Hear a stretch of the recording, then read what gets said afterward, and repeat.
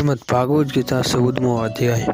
શ્રી ભગવાન બોલ્યા, સર્વજ્ઞાનો કરતા ચઢિયાતા ઘણા ઉત્કૃષ્ટ એવા જ્ઞાનને હું ફરી કહું છું, જેને જાણીને સઘળા મુનિજનોને આ સંસારથી છૂટીને પરમ સિદ્ધિને પામી શક્યા છે। આ જ્ઞાનને આશરે મારા સ્વરૂપને પામી ચૂકેલા માણસો સૃષ્ટિના આરંભે ફરી નથી જન્મતા કે પ્રલય કાળે નથી તો વ્યાકુળ થતા। હે ભારત, મારી મહર્દ બ્રહ્મ સ્વરૂપ મૂળ પ્રકૃતિ સકળ ભૂતોની યોનિ છે, અર્થાત ગર્ભધાનોને આધાર છે, અને હું એ યોનિમાં ચેતન જીવ સમુદાય રૂપી ગર્ભને સ્થાપું છું।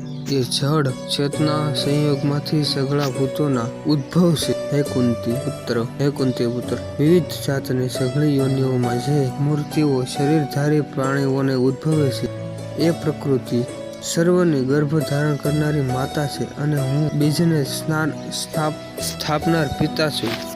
હે મહાબાળો, સર્વગુણ રજોગુણ તેમજ તમોગુણ પ્રકૃતિમાંથી ઉદ્ભવેલા આ ત્રણેય ગુણો અવિનાશી જીવાત્માને શરીરમાં બાંધે છે।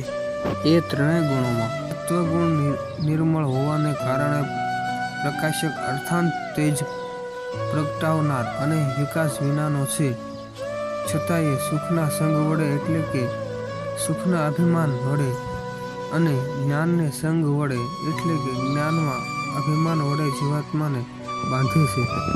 હે કુંતી, રાગ સ્વરૂપના રજોગુણને તું લાલસા અને આસ્તકિતમાંથી ઉદ્ભવેલો જાણ, એ આ જીવાત્માને કર્મોના તથા એમના ફળોના સંગ વડે બાંધે છે।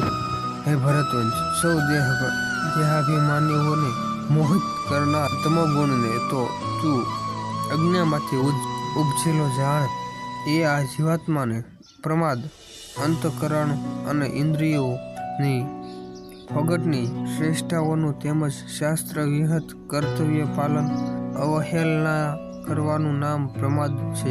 આળસ કર્તવ્ય કર્મોના પાછા ઠેલવા રૂપી નિરુદ્ધનતાનું નામ આળસ અને નિંદ્રા વડે બાંધે છે।